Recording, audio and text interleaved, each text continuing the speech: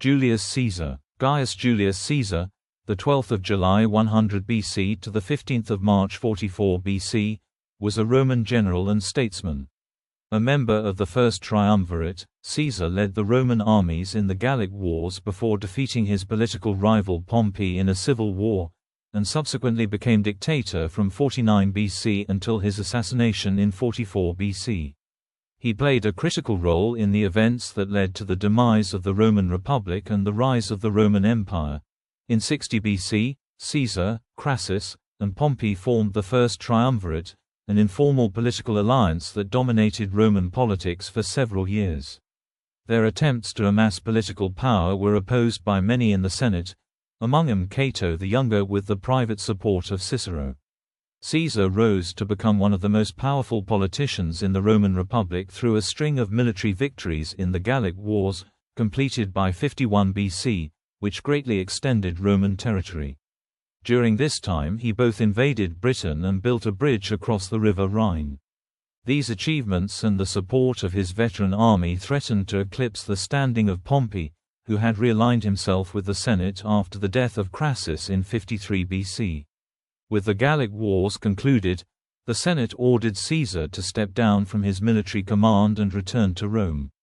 In 49 BC, Caesar openly defied the Senate's authority by crossing the Rubicon and marching towards Rome at the head of an army. This began Caesar's civil war, which he won, leaving him in a position of near unchallenged power and influence. In 45 BC, after assuming control of government, Caesar began a program of social and governmental reform, including the creation of the Julian calendar. He gave citizenship to many residents of far regions of the Roman Republic.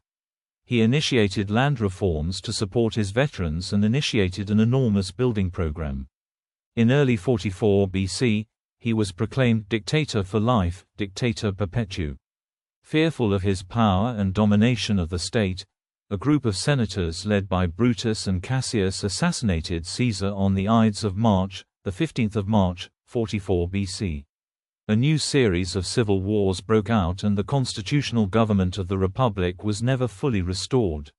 Caesar's great-nephew and adopted heir Octavian, later known as Augustus, rose to sole power after defeating his opponents in the last civil war of the Roman Republic. Octavian set about solidifying his power, and the era of the Roman Empire began. Caesar was an accomplished author and historian as well as a statesman. Much of his life is known from his own accounts of his military campaigns. Other contemporary sources include the letters and speeches of Cicero and the historical writings of Sallust. Later biographies of Caesar by Suetonius and Plutarch are also important sources. Caesar is considered by many historians to be one of the greatest military commanders in history. His cognomen was subsequently adopted as a synonym for emperor. Title Caesar was used throughout the Roman Empire, giving rise to modern descendants such as Kaiser and Tsar. He has frequently appeared in literary and artistic works. Early life and career. Gaius Julius Caesar was born into a patrician family, the gens Julia, on the 12th of July 100 BC. The family claimed to have immigrated to Rome from Alba Longa during the 7th century BC after the third king of Rome, Tullus Hostilius, took and destroyed their city. The family also claimed descent from Julius, the son of Aeneas and founder of Alba Longa. Given that Aeneas was a son of Venus, this made the clan divine. This genealogy had not yet taken its final form by the 1st century, but the clan's claimed descent from Venus was well established in public consciousness. There is no evidence that Caesar himself was born by caesarean section. Such operations entailed the death of the mother, but Caesar's mother lived for decades after his birth and no ancient sources record any difficulty with the birth. Despite their ancient pedigree, the Julii Caesares were not especially politically influential during the Middle Republic. The first person known to have had the cognomen Caesar was a praetor in 208 BC during the Second Punic War. The family's first consul was in 157 BC, though their political fortunes had recovered in the early 1st century, producing two consuls in 91 and 90 BC. Caesar's homonymous father was moderately successful politically. He married Aurelia, a member of the politically influential Aurelii Cotti, producing, along with Caesar, 2 daughters. Buoyed by his own marriage and his sister's marriage, the dictator's aunt, with the extremely influential Gaius Marius, he also served on the Saturninian Land Commission in 103 BC and was elected praetor sometime between 92 and 85 BC. He served as proconsular governor of Asia for 2 years, likely 91–90 BC. Life under Sulla and military service. Caesar's father did not seek a consulship during the domination of Lucius Cornelius Cinna and instead chose retirement. During Cinna's dominance, Caesar was named as Flamen Dialis, a priest of Jupiter, which led to his marriage to Cinna's daughter, Cornelia. The religious taboos of the priesthood would have forced Caesar to forego a political career. The appointment, one of the highest non-political honors, indicates that there were few expectations of a major career for Caesar. In early 84 BC, Caesar's father died suddenly. After Sulla's victory in the Civil War, 82 BC, Cinna's acta were annulled. Sulla consequently ordered Caesar to abdicate and divorce Cinna's daughter. Caesar refused, implicitly questioning the legitimacy of Sulla's annulment. Sulla may have put Caesar on the proscription lists, though scholars are mixed. Caesar then went into hiding before his relatives and contacts among the Vestal virgins were able to intercede on his behalf. They then reached a compromise where Caesar would resign his priesthood but keep his wife and chattels. Sulla's alleged remark he saw, in many Mariuses, is apocryphal. Caesar then left Italy to serve in the staff of the governor of Asia, Marcus Minucius Thermus.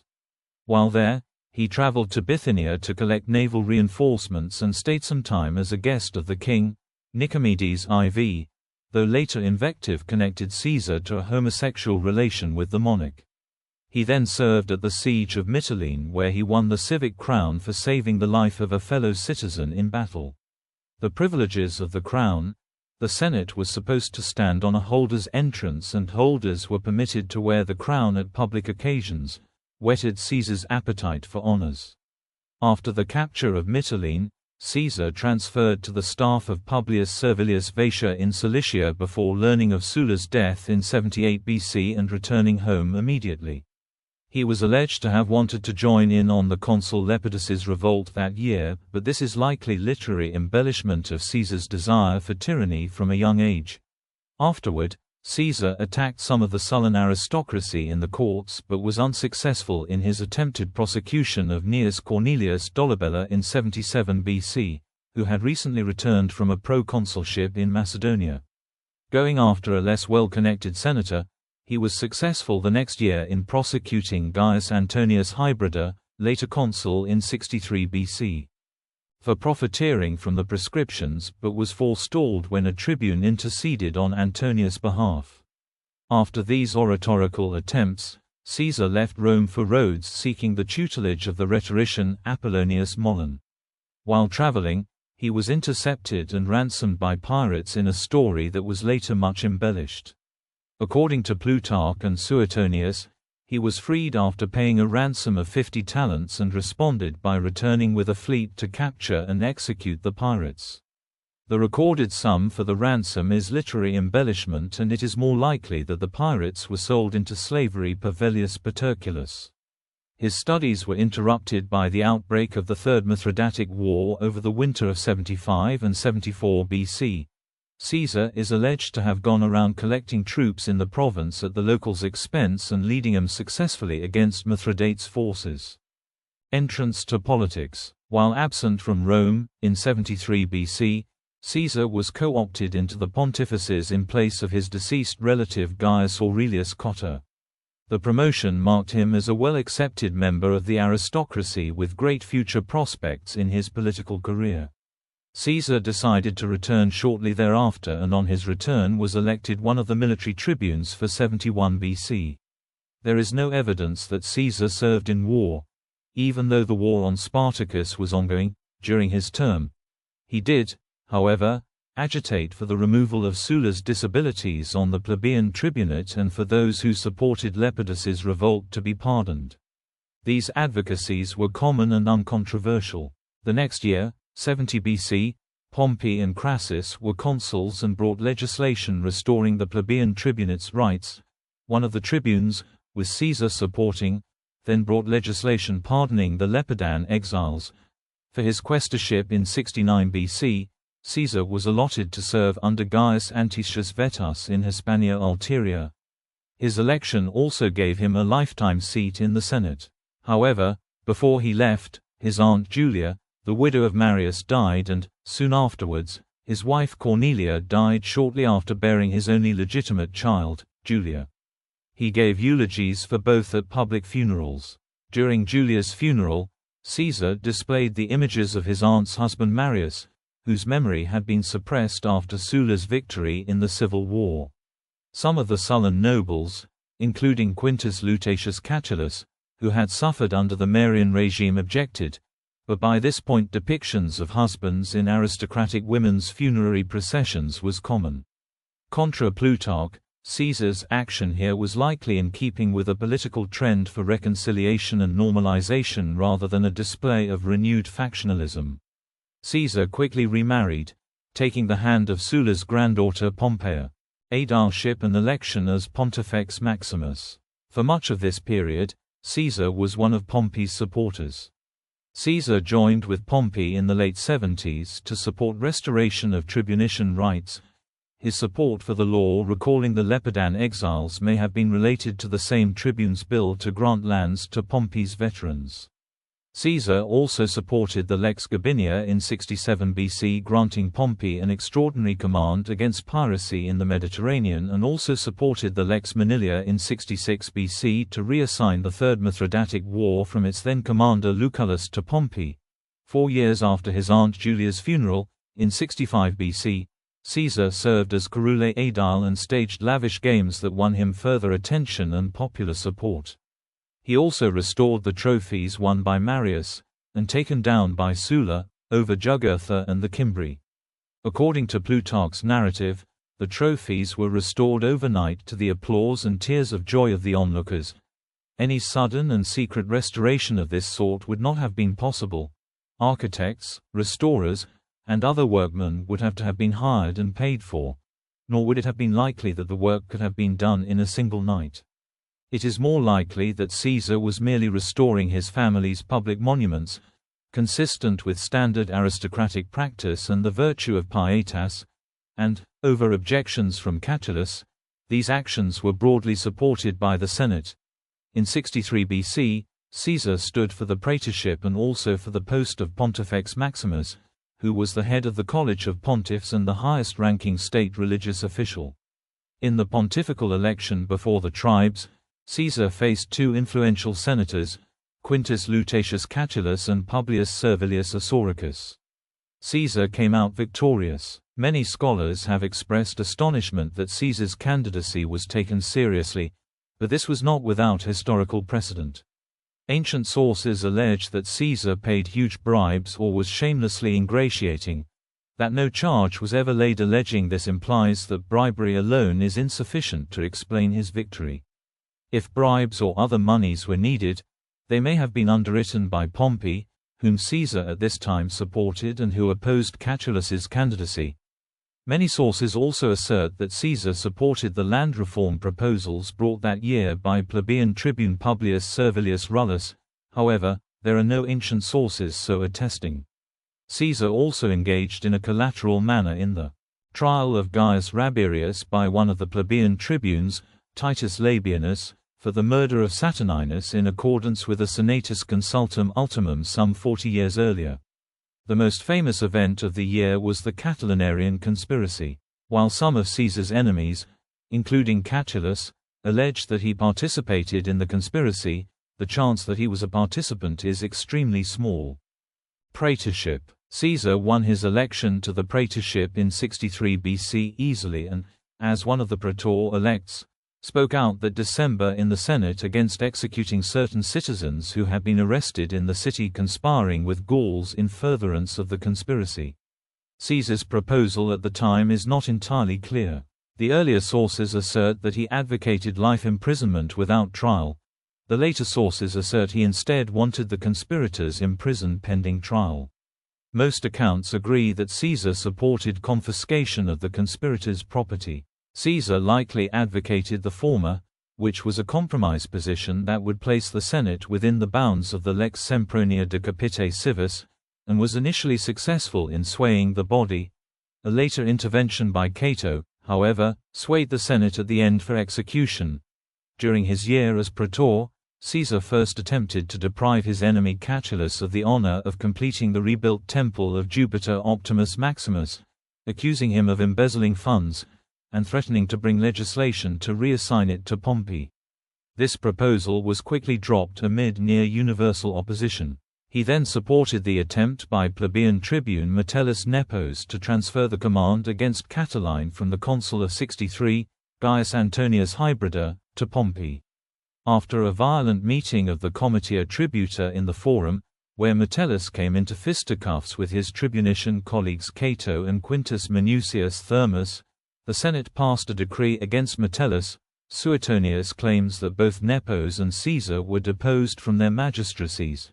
This would have been a constitutional impossibility, which led Caesar to distance himself from the proposals. Hopes for a provincial command and need to repair relations with the aristocracy took priority. He also was engaged in the Bona Dea affair, where Publius Clodius Pulcher sneaked into Caesar's house sacrilegiously during a female religious observance. Caesar avoided any part of the affair by divorcing his wife immediately, claiming that his wife needed to be above suspicion, but there is no indication that Caesar supported Clodius in any way. After his praetorship, Caesar was appointed to govern Hispania Ulterior Proconsul. Deeply indebted from his campaigns for the praetorship and for the pontificate, Caesar required military victory beyond the normal provincial extortion to pay him off. He campaigned against the Calaeci and Lusitani and seized the Calaeci capital in northwestern Spain, bringing Roman troops to the Atlantic and seizing enough plunder to pay his debts. Claiming to have completed the peninsula's conquest, he made for home after having been hailed imperator.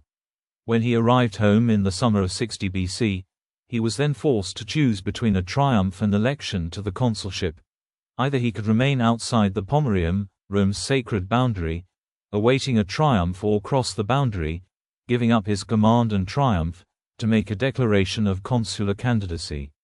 Attempts to waive the requirement for the declaration to be made in person were filibustered in the Senate by Caesar's enemy Cato, even though the Senate seemed to support the exception. Faced with the choice between a triumph and the consulship, Caesar chose the consulship. First Consulship and the Gallic Wars. Caesar stood for the consulship of 59 BC along with two other candidates. His political position at the time was strong. He had supporters among the families which had supported Marius or Cinna. His connection with the Sullan aristocracy was good. His support of Pompey had won him support in turn. His support for reconciliation in continuing aftershocks of the civil war was popular in all parts of society. With the support of Crassus, who supported Caesar's joint ticket with one Lucius Lucius, Caesar won. Lucius, however, did not, and the voters returned Marcus Calpurnius Bibulus instead, one of Caesar's long-standing personal and political enemies. First Consulship. After the elections, Caesar reconciled Pompey and Crassus, two political foes, in a three-way alliance misleadingly termed the First Triumvirate in modern times. Caesar was still at work in December of 60 BC attempting to find allies for his consulship, and the alliance was finalized only sometime around its start. Pompey and Crassus joined in pursuit of two respective goals: the ratification of Pompey's eastern settlement and the bailing out of tax farmers in Asia, many of whom were Crassus clients. All three sought the extended patronage of land grants, with Pompey especially seeking the promised land grants for his veterans. Caesar's first act was to publish the minutes of the Senate and the assemblies, signaling the Senate's accountability to the public. He then brought in the Senate a bill, crafted to avoid objections to previous land reform proposals and any indications of radicalism, to purchase property from willing sellers to distribute to Pompey's veterans and the urban poor. It would be administered by a board of 20, with Caesar excluded, and financed by Pompey's plunder and territorial gains.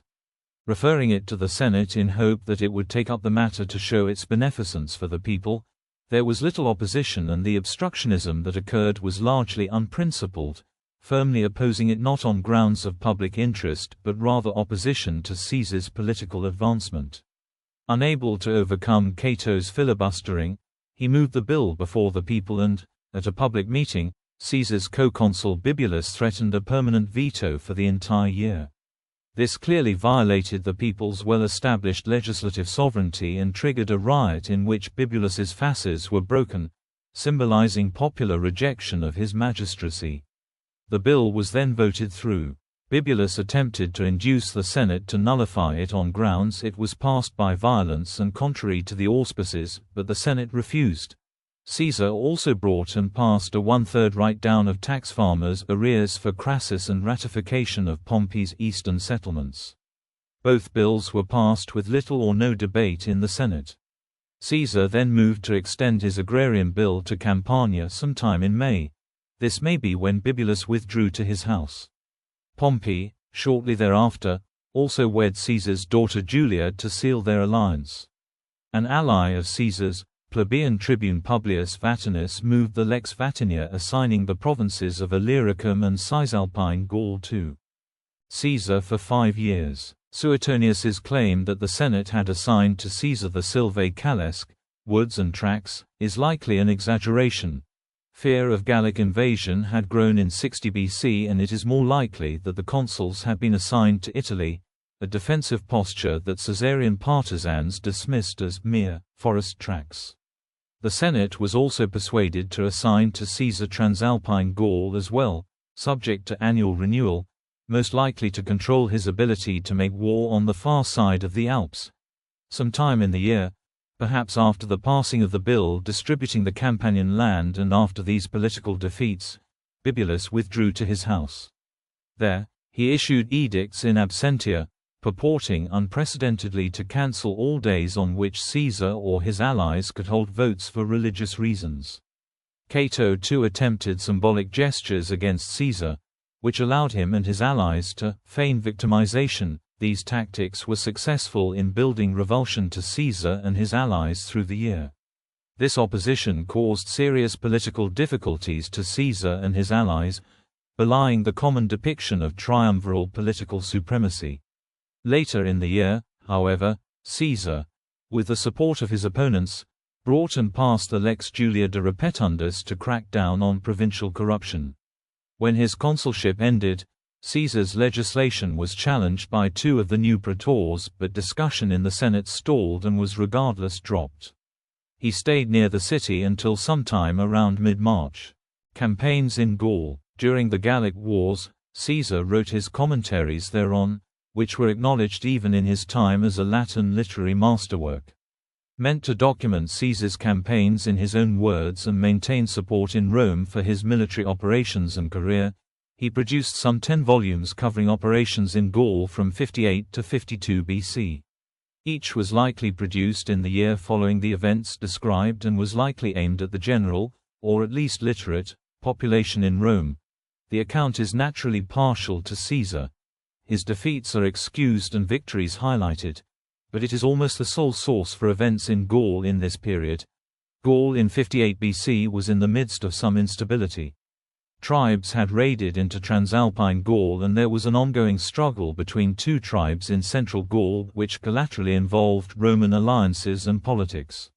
The divisions within the Gauls, they were no unified bloc, would be exploited in the coming years. The first engagement was in April 58 BC when Caesar prevented the migrating Helvetii from moving through Roman territory, allegedly because he feared they would unseat a Roman ally. Building a wall, he stopped their movement near Geneva and, after raising 2 legions, defeated them at the Battle of Bibracte before forcing them to return to their original homes. He was drawn further north, responding to requests from Gallic tribes, including the Aedui, for aid against Ariovistus, king of the Suebi and a declared friend of Rome by the Senate during Caesar's own consulship, and he defeated him at the Battle of Vosges. Wintering in northeastern Gaul near the Belgae in the winter of 58 to 57, Caesar's forward military position triggered an uprising to remove his troops, Able to eke out a victory at the Battle of the Sabes, Caesar spent much of 56 BC suppressing the Belgae and dispersing his troops to campaign across much of Gaul, including against the Veneti in what is now Brittany. At this point, almost all of Gaul, except its central regions, fell under Roman subjugation. Seeking to buttress his military reputation, he engaged Germans attempting to cross the Rhine, which marked it as a Roman frontier. Displaying Roman engineering prowess, he here built a bridge across the Rhine in a feat of engineering meant to show Rome's ability to project power. Ostensibly seeking to interdict British aid to his Gallic enemies, he led expeditions into southern Britain in 55 and 54 BC, perhaps seeking further conquests or otherwise wanting to impress readers in Rome. Britain at the time was to the Romans an island of mystery, and a land of wonder. He, however, withdrew from the island in the face of winter uprisings in Gaul led by the Eburones and Belgae starting in late 54 BC, which ambushed and virtually annihilated a legion and 5 cohorts. Caesar was, however, able to lure the rebels into unfavorable terrain and routed them in battle. The next year, a greater challenge emerged with the uprising of most of central Gaul, led by Vercingetorix of the Averni. Caesar was initially defeated at Gergovia before besieging Vercingetorix at Alesia. After becoming himself besieged, Caesar won a major victory which forced Vercingetorix's surrender. Caesar then spent much of his time into 51 BC suppressing any remaining resistance. Politics, Gaul, and Rome. In the initial years from the end of Caesar's consulship in 59 BC, the three so-called triumvirs sought to maintain the goodwill of the extremely popular Publius Clodius Pulcher, who was plebeian tribune in 58 BC and in that year successfully sent Cicero into exile.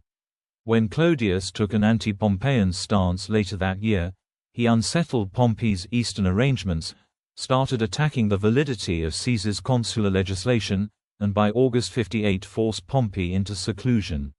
Caesar and Pompey responded by successfully backing the election of magistrates to recall Cicero from exile on the condition that Cicero would refrain from criticism or obstruction of the allies. Politics in Rome fell into violent street clashes between Clodius and 2 tribunes who were friends of Cicero. With Cicero now supporting Caesar and Pompey, Caesar sent news of Gaul to Rome and claimed total victory and pacification. The Senate at Cicero's motion voted him an unprecedented 15 days of thanksgiving. Such reports were necessary for Caesar, especially in light of senatorial opponents, to prevent the Senate from reassigning his command in Transalpine Gaul, even if his position in Cisalpine Gaul and Illyricum was guaranteed by the Lex Vatinia until 54 BC. His success was evidently recognized when the Senate voted state funds for some of Caesar's legions, which until this time Caesar had paid for personally. The three allies' relations broke down in 57 BC. One of Pompey's allies challenged Caesar's land reform bill and the allies had a poor showing in the elections that year. With a real threat to Caesar's command and actor brewing in 56 BC under the aegis of the unfriendly consuls, Caesar needed his allies' political support. Pompey and Crassus too wanted military commands. Their combined interests led to a renewal of the alliance. Drawing in the support of Appius Claudius Pulcher and his younger brother Clodius for the consulship of 54 BC, they planned second consulships with following governorships in 55 BC for both Pompey and Crassus. Caesar, for his part, would receive a 5-year extension of command. Cicero was induced to oppose reassignment of Caesar's provinces and to defend a number of the allies' clients.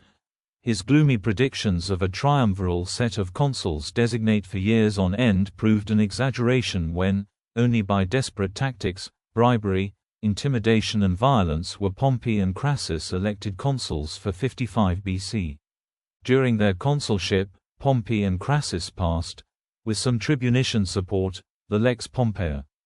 Licinius extending Caesar's command and the Lex Tribonia giving him respective commands in Spain and Syria, though Pompey never left for the province and remained politically active at Rome. The opposition again unified against their heavy-handed political tactics, though not against Caesar's activities in Gaul, and defeated the allies in the elections of that year. The ambush and destruction in Gaul of a legion and 5 cohorts in the winter of 55–54 BC produced substantial concern in Rome about Caesar's command and competence, evidenced by the highly defensive narrative in Caesar's commentaries. The death of Caesar's daughter and Pompey's wife Julia in childbirth c. late August 54 did not create a rift between Caesar and Pompey. At the start of 53 BC, Caesar sought and received reinforcements by recruitment and a private deal with Pompey before 2 years of largely unsuccessful campaigning against Gallic insurgents. In the same year, Crassus's campaign ended in disaster at the Battle of Carrhae, culminating in his death at the hands of the Parthians.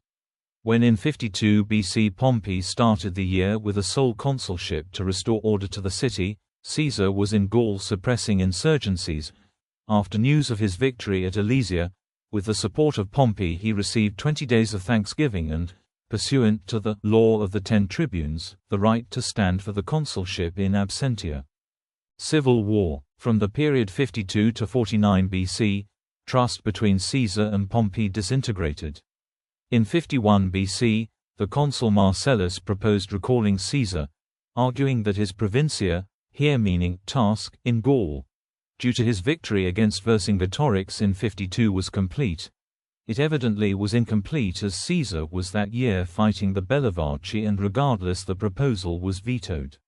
That year, it seemed that the conservatives around Cato in the Senate would seek to enlist Pompey to force Caesar to return from Gaul without honors or a second consulship. Cato, Bibulus, and their allies, however, were successful in winning Pompey over to take a hard line against Caesar's continued command. As 50 BC progressed, fears of civil war grew. Both Caesar and his opponents started building up troops in southern Gaul and northern Italy, respectively. In the autumn, Cicero and others sought disarmament by both Caesar and Pompey, and on 1 December 50 BC this was formally proposed in the Senate. It received overwhelming support 370–22 but was not passed when one of the consuls dissolved the meeting.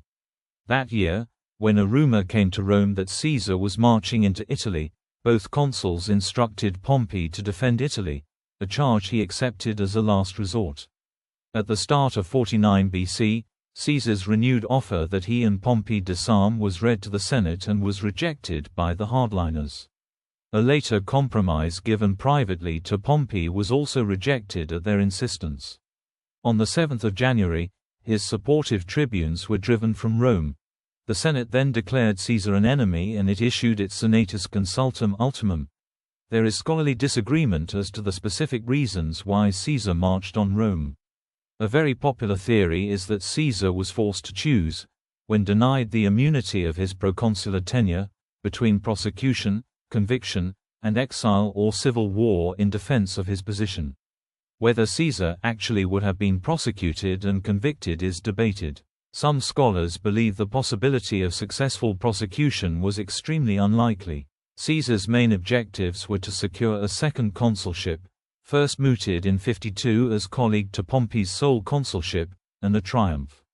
He feared that his opponents, then holding both consulships for 50 BC, would reject his candidacy or refuse to ratify an election he won.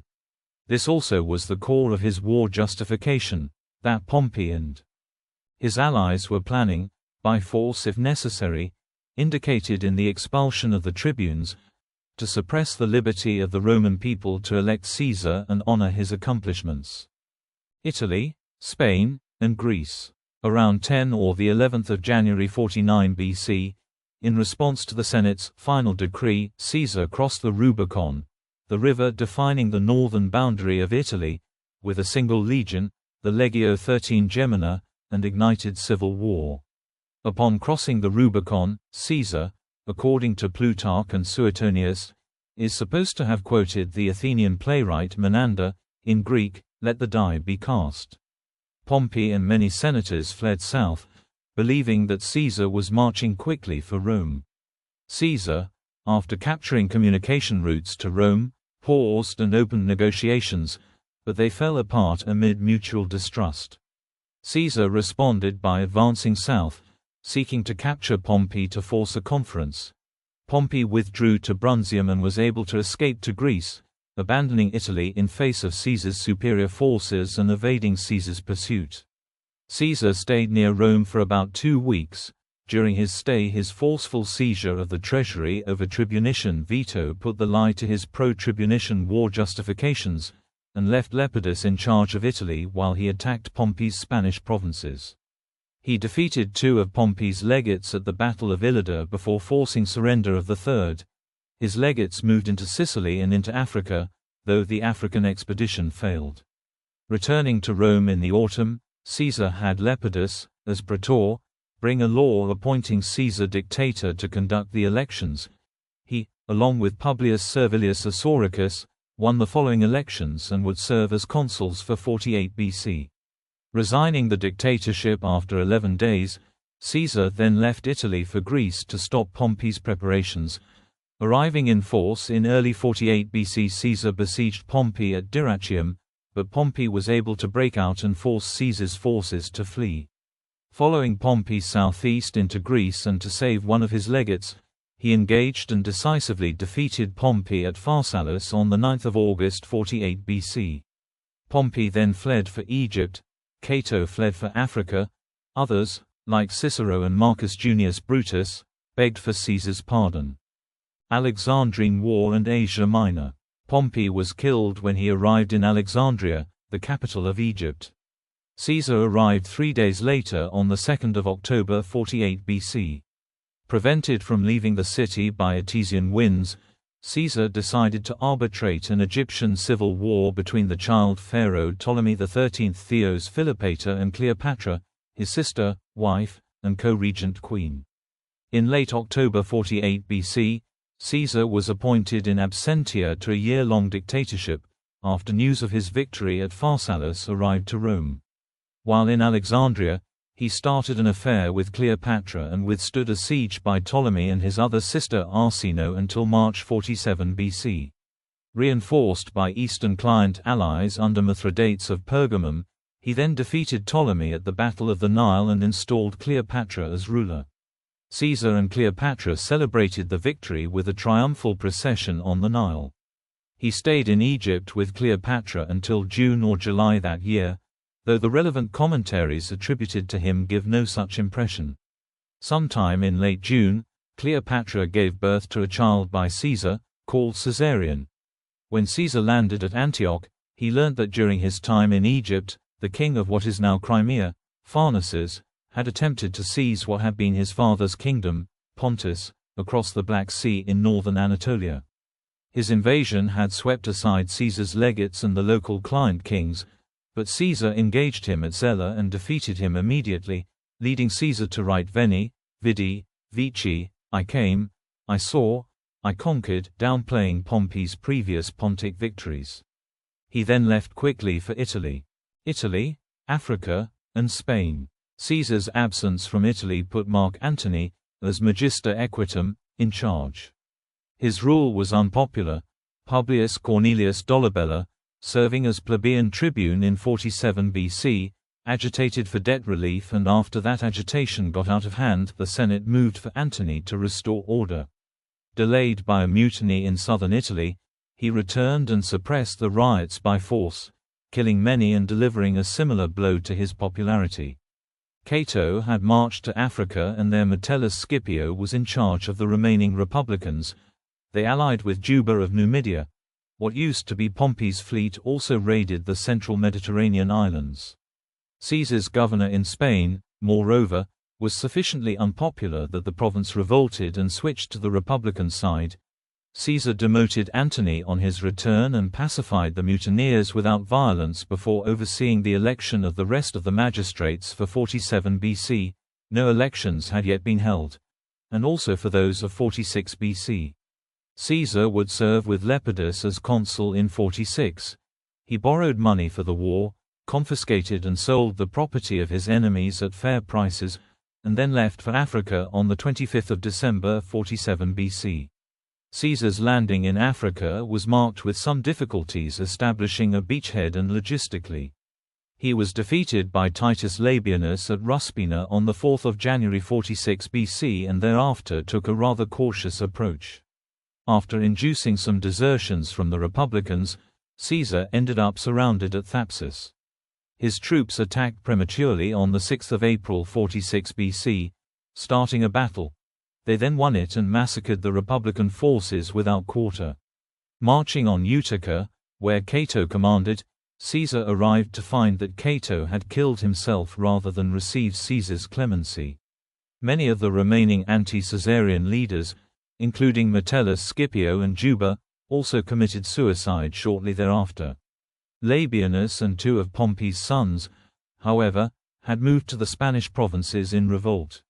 Caesar started a process of annexing parts of Numidia and then returned to Italy via Sardinia in June 46 BC. Caesar stayed in Italy to celebrate 4 triumphs in late September, supposedly over 4 foreign enemies: Gaul, Egypt, Pharnaces, Asia, and Juba, Africa.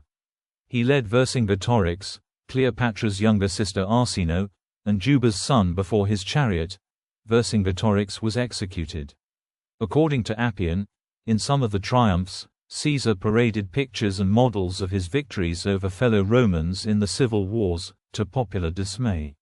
The soldiers were each given 24,000 sesterces, a lifetime's worth of pay. Further games and celebrations were put on for the plebs. Near the end of the year, Caesar heard bad news from Spain and, with an army, left for the peninsula, leaving Lepidus in charge as Magister Equitum. At a bloody battle at Munda on 17 March 45 BC, Caesar narrowly found victory.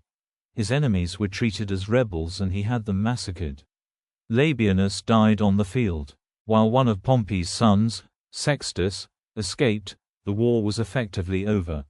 Caesar remained in the province until June before setting out for Rome, arriving in October of the same year, and celebrated an unseemly triumph over fellow Romans. By this point he had started preparations for war on the Parthians to avenge Crassus' death at Carrhae in 53 BC, with wide-ranging objectives that would take him into Dacia for 3 or more years. It was set to start on 18 March 44 BC.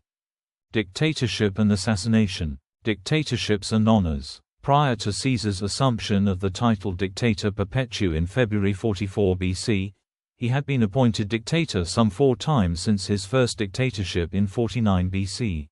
After occupying Rome, he engineered this first appointment, largely to hold elections. After 11 days he resigned. The other dictatorships lasted for longer periods, up to a year, and by April 46 BC he was given a new dictatorship annually. The task he was assigned revived that of Sulla's dictatorship, Rei Publici Constituendae. These appointments, however, were not the source of legal power themselves. In the eyes of the literary sources, they were instead honors and titles which reflected Caesar's dominant position in the state, secured not by extraordinary magistracy or legal powers, but by personal status as victor over other Romans. Through the period after Pharsalus, the Senate showered Caesar with honors, including the title Praefectus Moribus, lit. Prefect of Morals, which historically was associated with the censorial power to revise the Senate rolls. He was also granted power over war and peace, usurping a power traditionally held by the Comitia Centuriata. These powers attached to Caesar personally. Similarly extraordinary were a number of symbolic honors which saw Caesar's portrait placed on coins in Rome, the first for a living Roman, with special rights to wear royal dress, sit atop a golden chair in the Senate, and have his statues erected in public temples. The month Quintilis, in which he was born, was renamed Julius, now July. These were symbols of divine monarchy and, later, objects of resentment. The decisions on the normal operation of the state, justice, legislation, administration, and public works, were concentrated into Caesar's person without regard for or even notice given to the traditional institutions of the Republic. Caesar's domination over public affairs and his competitive instinct to preclude all others alienated the political class and led eventually to the conspiracy against his life.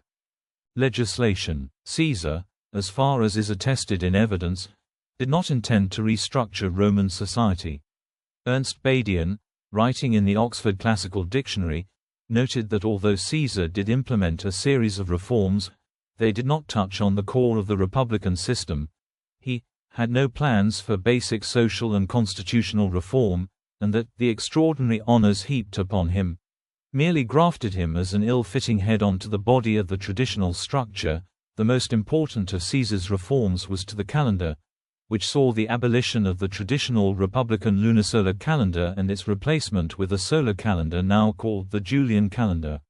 He also increased the number of magistrates and senators, from 600 to 900, to better administer the empire and reward his supporters with offices.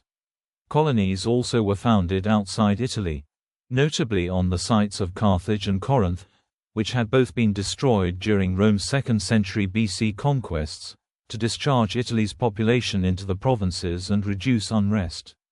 The royal power of naming patricians was revived to benefit the families of his men, and the permanent court's jury pools were also altered to remove the tribuni aerarii, leaving only the equestrians and senators. He also took further administrative actions to stabilize his rule and that of the state. Caesar reduced the size of the grain dole from 320,000 down to around 150,000 by tightening the qualifications.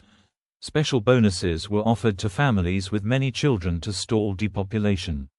Plans were drawn for the conduct of a census. Citizenship was extended to a number of communities in Cisalpine Gaul and to Cadiz. During the civil wars, Caesar had also instituted a novel debt repayment program. No debts would be forgiven, but they could be paid in kind.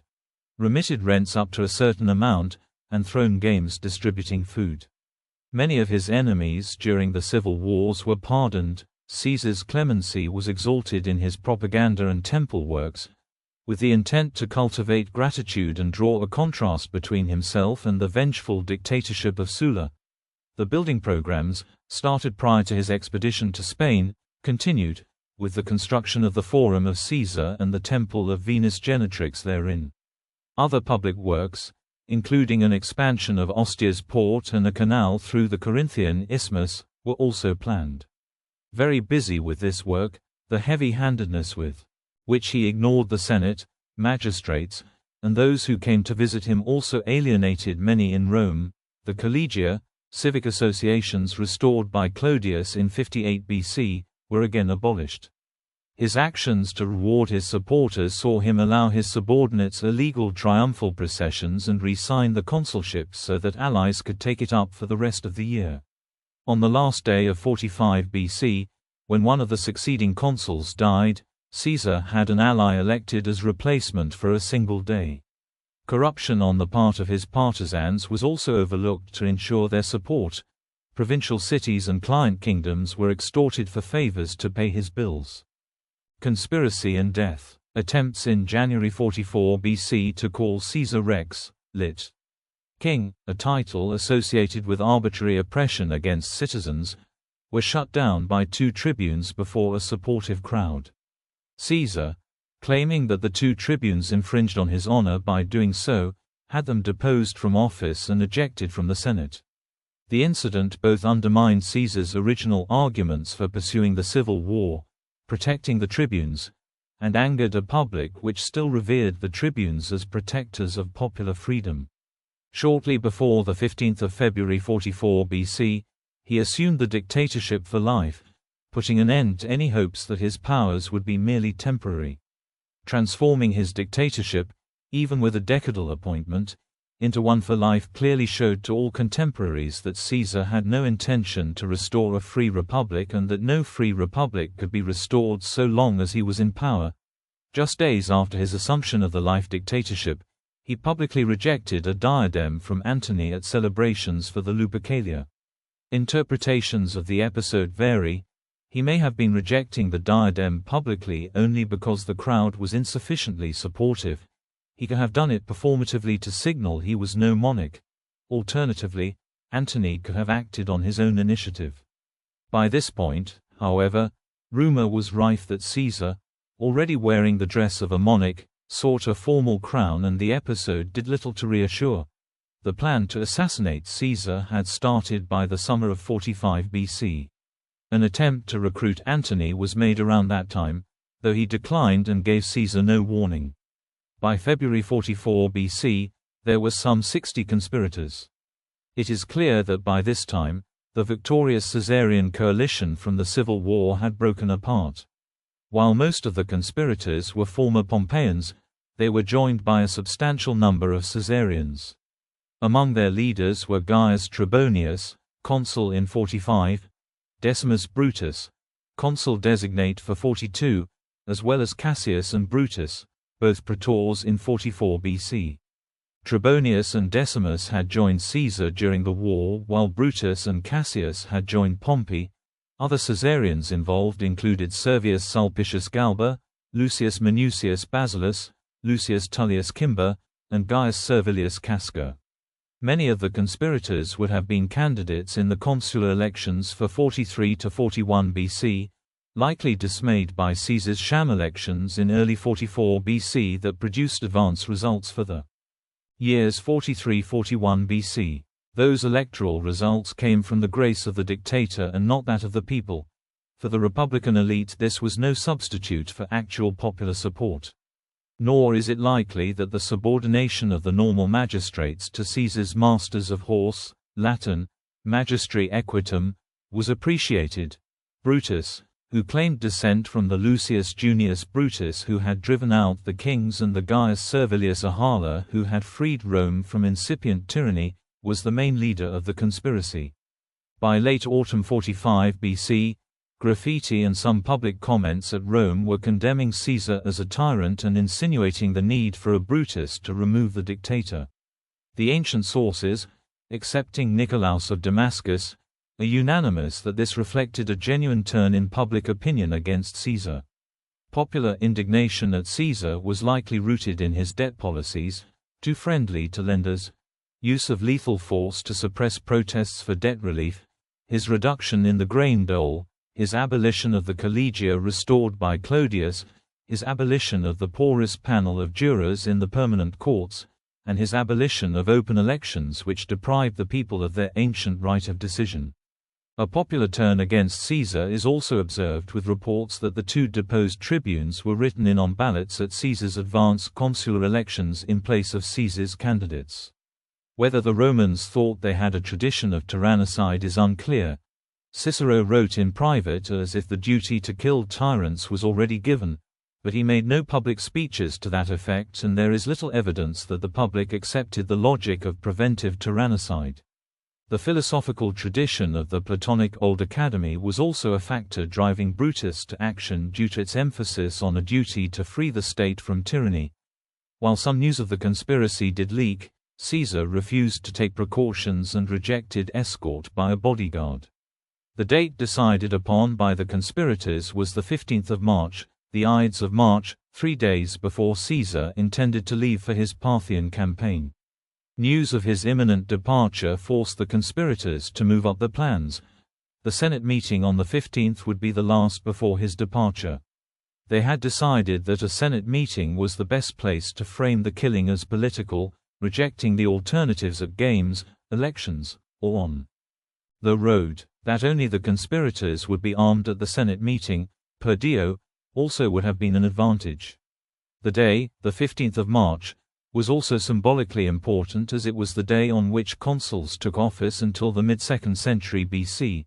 Various stories purport that Caesar was on the cusp of not attending or otherwise being warned about the plot.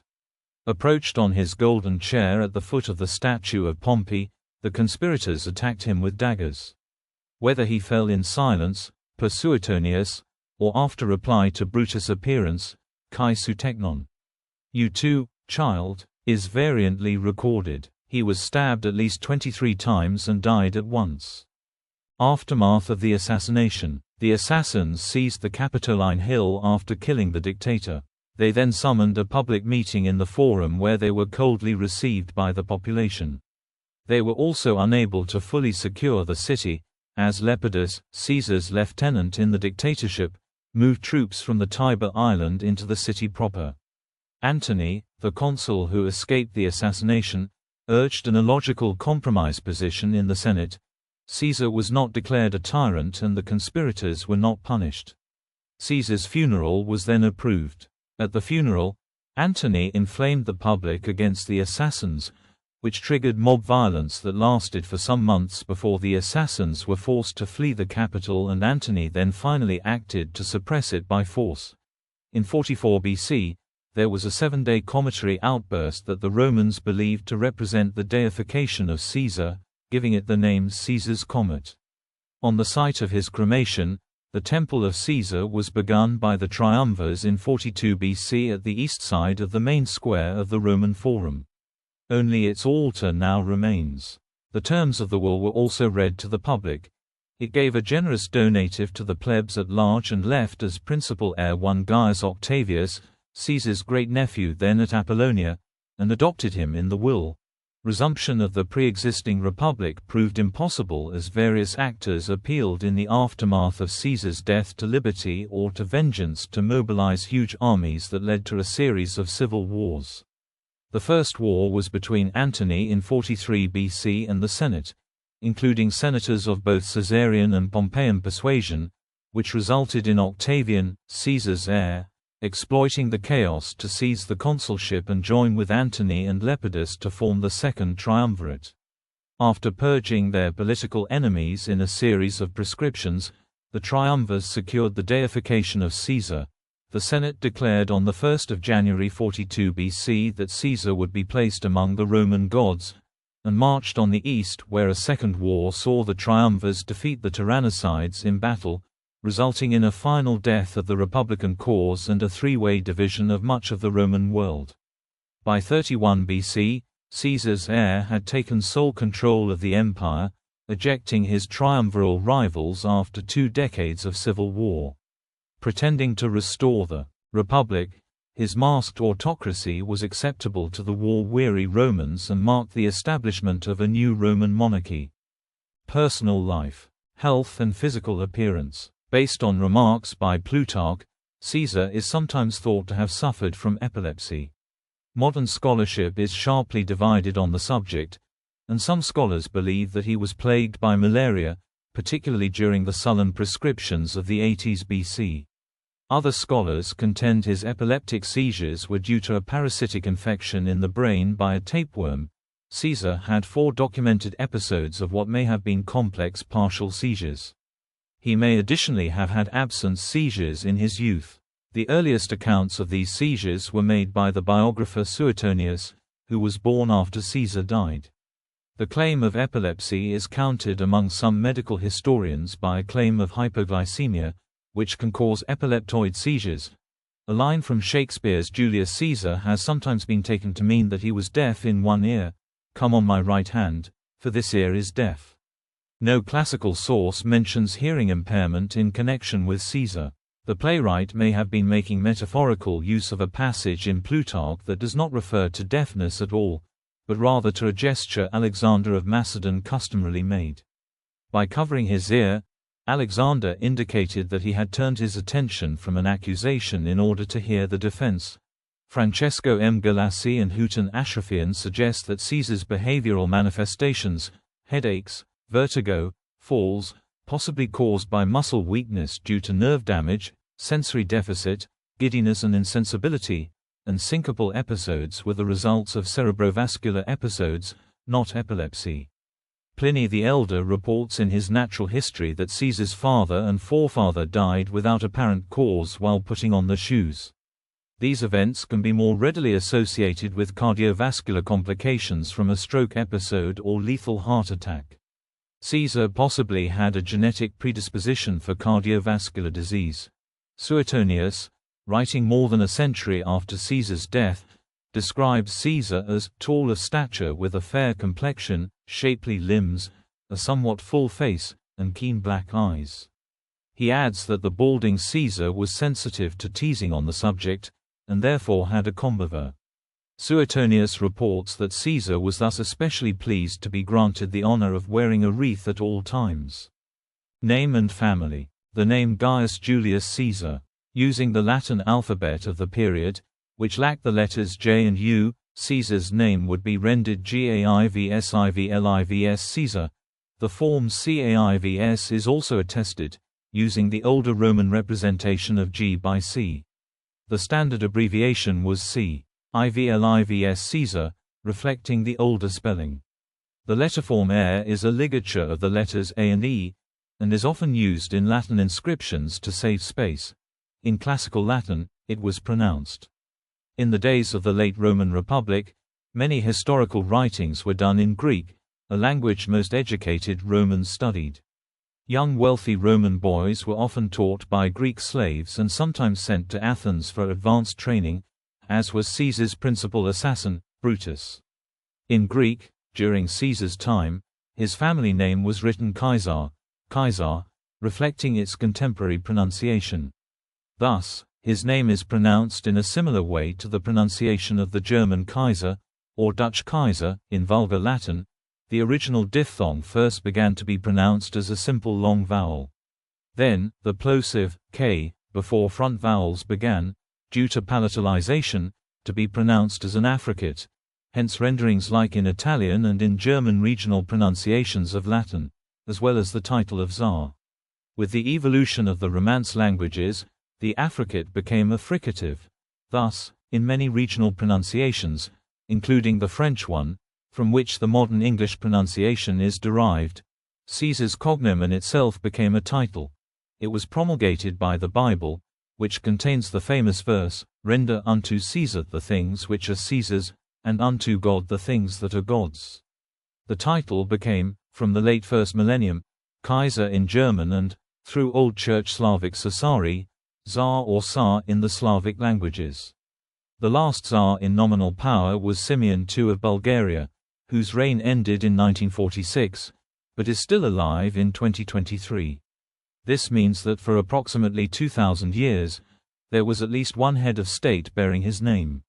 As a term for the highest ruler, the word Caesar constitutes one of the earliest, best attested and most widespread Latin loanwords in the Germanic languages, being found in the text corpora of Old High German, Caesar, Old Saxon, Kesor, Old English, Caesare, Old Norse, Caesari, Old Dutch, Caesare, and, through Greek, Gothic, Kaiser. Posterity. First marriage to Cornelia, from 84 BC until her death in 69 BC. Second marriage to Pompeia, from 67 BC until he divorced her around 61 BC over the Bonardi scandal. Third marriage to Calpurnia, from 59 BC until Caesar's death. Julia, by Cornelia, born in 83 or 82 BC. Caesarion, by Cleopatra VII, born 47 BC, and killed at age 17 by Caesar's adopted son Octavianus. Posthumously adopted, Gaius Julius Caesar Octavianus, his great-nephew by blood, grandson of Julia, his sister, who later became Emperor Augustus. Some ancient sources refer to the possibility of the tyrannicide, Marcus Junius Brutus, being one of Julius Caesar's illegitimate children. Caesar, at the time Brutus was born, was 15. Most ancient historians were skeptical of this and, on the whole, scholars have rejected the possibility that Brutus was the love child of Servilia and Caesar on the grounds of chronology, grandchild from Julia and Pompey, dead at several days, unnamed. Cleopatra, mother of Caesarion. Servilia, mother of Brutus. Juno, queen of Mauritania and wife of Bogudes. Rumors of passive homosexuality. Roman society viewed the passive role during sexual activity, regardless of gender, to be a sign of submission or inferiority. Indeed, Suetonius says that in Caesar's Gallic triumph, his soldiers sang that Caesar may have conquered the Gauls, but Nicomedes conquered Caesar. According to Cicero, Bibulus, Gaius Memmius, and others, mainly Caesar's enemies, he had an affair with Nicomedes IV of Bithynia early in his career. The stories were repeated, referring to Caesar as the Queen of Bithynia, by some Roman politicians as a way to humiliate him. Caesar himself denied the accusations repeatedly throughout his lifetime, and according to Cassius Dio, even under oath on one occasion. This form of slander was popular during this time in the Roman Republic to demean and discredit political opponents. Catullus wrote a poem suggesting that Caesar and his engineer Mamurra were lovers, but later apologized. Mark Antony charged that Octavian had earned his adoption by Caesar through sexual favors.